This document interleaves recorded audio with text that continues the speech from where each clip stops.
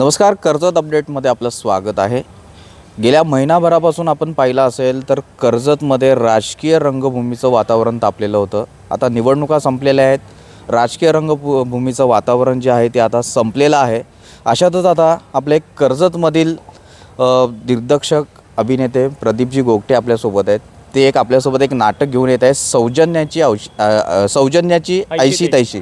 हे नाटक येत्या 7 डिसेंबर रोजी कर्जतमध्ये प्रदर्शित होते। त्याचा प्रयोग तो चौथा प्रयोग आहे आणि ते कर्जतमध्ये करतायत। आपण त्यांच्याशी पूर्ण त्या नाटकाविषयी जाणून घेणार आहोत। कशा प्रकारचं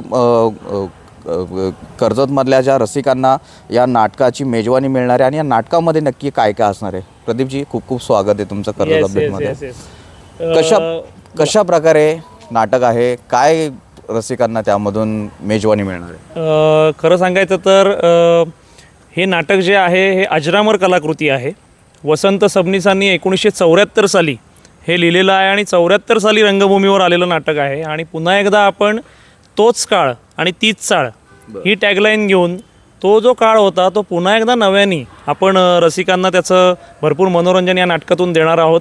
आणि सौजन्याची ऐशी तैशी हे नाटक करायला मिळणं हे माझं आणि माझ्या टीमचं खूप मोठं भाग्य आहे। याची निर्मिती, दिग्दर्शन आणि महत्त्वाची गोष्ट म्हणजे त्याच्यात मी स्वतः काम पण करतो आहे। म्हणजे जी प्रमुख भूमिका आहे नाना बेरकेंची, आणि मला जे कलाकार लाभलेले आहेत या नाटकाला, हे कलाकार म्हणजे त्यातले कलाकार काही नवोदितसुद्धा आहेत। त्यामुळे नवोदित कलाकार आणि काही अनुभवी कलाकार अशी सगळी भट्टी घेऊन आणि खूप सुंदर भट्टी आमची जमलेली आहे। पहिला प्रयोग आमचा पनवेलला झाला, दुसरा प्रयोग आमचा श्री शिवाजी मंदिर म्हणजे नाट्य पंढरी आपण ज्याला म्हणतो तिथे झाला, आणि तिसरा प्रयोग आचार्य यात्रे कल्याणला झाला। सो अर्थातच मी कर्जतचा असल्यामुळे कर्जतकर रसिक श्रोत्यांना या नाटकाचा आनंद मिळावा। आणि तुफान विनोदी आहे, वसंत सबनीसांनी अतिशय उत्कृष्ट लिहिलेलं आहे। त्यामुळे आपण 7 डिसेंबरला रात्र 9 वाजता रॉयल गार्डनच्या या CBC लॉनला, जिथे आपण आत्ता उभे आहोत, तिथे आपण याचं सादरीकरण करणार आहोत। आणि रसिक श्रोते 200% हसून हसून दमतील एवढं हे मनोरंजन करणारं नाटक आहे। बरं, आपली काय भूमिका असणार यामध्ये? माझी भूमिका म्हणजे त्या नाटकामध्ये जे बेरके कुटुंब दाखवलेलं आहे, ज्याच्या संपूर्ण अवतीभोवती नाटक फिरतं, त्याच्यामध्ये जो प्रमुख त्या घराण्याचा कुटुंबाचा दाखवला आहे नाना बेरके, हे पात्र मी साकारतो आहे। त्यामुळे ते पात्र साकारताना म्हणजे भाग्य सांगायचं झालं तर ही भूमिका पूर्वी राजा गोसावी, जे नाट्यसृष्टीतलं खूप मोठं नाव, त्यांनी अजरामर केलेली भूमिका आहे आणि ती मला करायला मिळते, हे माझं भाग्य आहे। आणि ती 100% कशी चांगल्या पद्धतीने करता येईल हे मी बघतोय। कशा प्रकारे तुम्हाला मनामध्ये कल्पना आली आणि एक नाटकाची तुम्ही आता ती निर्मिती केलेली आहे आणि प्रेक्षकांसमोर जात आहे? कशा प्रकारे कल्पना आली म्हणजे गेली माझं हे नाट्यक्षेत्रातलं 20वं वर्ष आहे। म्हणजे आपल्या इथे श्री विठ्ठल संस्थान दहिवली इथे जी उत्सव जो भरतो, कार्तिक उत्सव जो आता नुकताच सुरू आहे, त्या उत्सवातले आम्ही सगळे कलाकार आहोत आणि तिथून आम्ही सगळे पुढे आलो।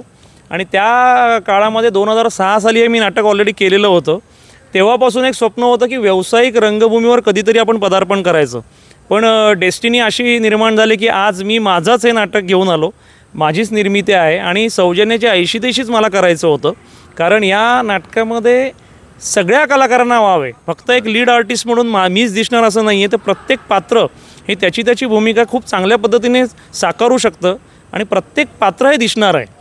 आणि सांगायची गोष्ट झाली तर मी जेव्हा काम करत होतो, म्हणजे स्वतः अभिनय जेव्हा प्रॅक्टिस करताना मला याच्यामध्ये मोलाचं सहकार्य लाभलं आहे, ते म्हणजे ठाण्यातलाच उत्कृष्ट तो स्वतः लेखक आहे, दिग्दर्शक आहे, यज्ञेश दौंड, यांनी त्याचं सहदिग्दर्शन केलं आहे माझ्यासोबत। त्यामुळे खूप मजा येते करताना सगळं।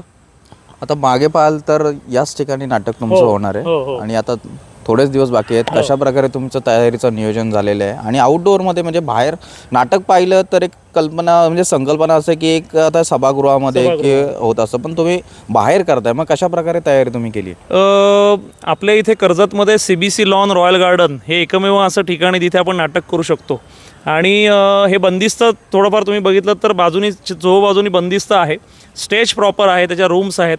त्यामुळे नाटकाला ज्या ज्या गोष्टी लागतात ओपनला त्या सगळ्या इथे उपलब्ध आहेत। आणि निलेश शेठ चौडिया याचे मालक हे स्वतः नाट्यप्रेमी असल्यामुळे ते आम्हाला खूप चांगलं सहकार्य नेहमीच दरवर्षी करतात। म्हणजे तुम्हाला सांगायला आवडेल की योगायोग असा आहे की 7 डिसेंबर 2019ला ह्याच रंगमंचावर मी 3 फुल्या 3 बदाम हे नाटक केलेलं आणि त्याचे सलग 3 शहरात 3 प्रयोग केलेले। आणि पुन्हा एकदा योगायोग असा आहे की 7 डिसेंबर 2024 30 तारीख आणि माझा या नाटकाचा व्यावसायिक नाटकाचा 4था प्रयोग आहे. एक गाणंसुद्धा तुम्ही नाटकामध्ये काढलेलं आहे. हो. त्याची देखील एक वेगळी चर्चा आता रंगली आहे. गाण्याबद्दल सांगायचं झालं तर मी जेव्हा मगाशी तुम्ही जो विचारलात प्रश्न की काय तुमचं स्वप्न होतं किंवा काय विचाराने तुम्ही नाटक आणलं, जेव्हा मी ठरवलं की सौजन्याची अशी तशी नाटक करायचं आहे, तेव्हा या नाटकातल्या पात्रांवर एक गाणं आपण तयार करायचं आहे कुठल्याही परिस्थितीत. आणि मग मी माझा सहदिग्दर्शक यज्ञेशशी बोललो आणि यज्ञेशनी ते एका दिवसामध्ये गाणं लिहिलं.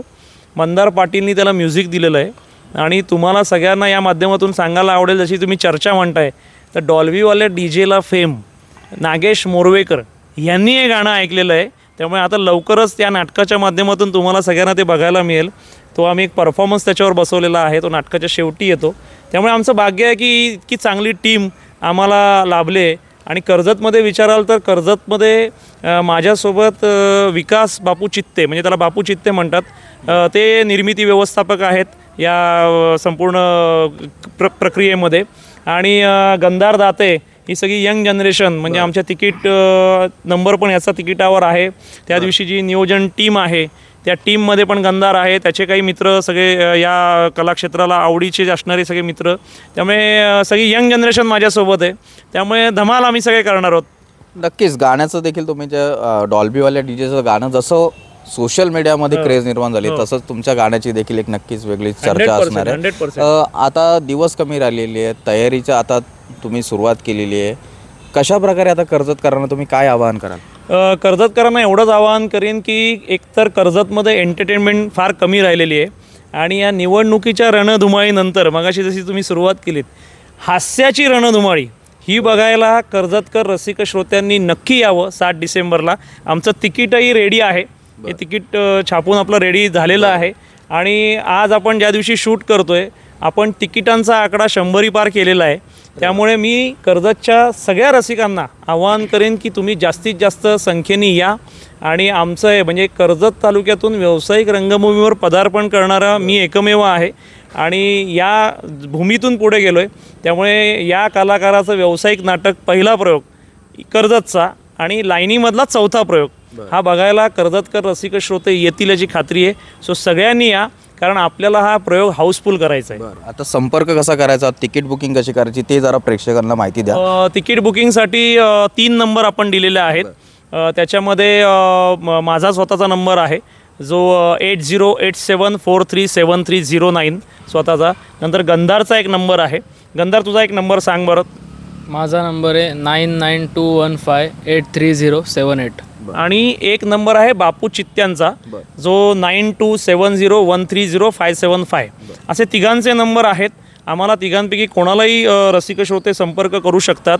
आणि आम्ही याच्यामध्ये पुढे जाऊन अशी एक गोष्ट करणार आहोत की समजा आम्हाला 10च्या वरती एखाद्या व्यक्तीने बुकिंग दिलं तर आम्ही त्याला घरपोच सेवा देऊ तिकिटांची. त्याला कुठे काउंटरला यायची गरज नाही. आणि जर काउंटरला यायचं झालं तर 3 डिसेंबरपासून आपल्या श्री कपालेश्वर मंदिराच्या चौकामध्ये आपलं संध्याकाळी 5 ते 9 या दरम्यान आपलं तिकीट काउंटर आपण उपलब्ध करणार आहोत. गंधार, तुझा काय अनुभव आहे या नाटकामध्ये, काय तुझी भूमिका असणार आहे?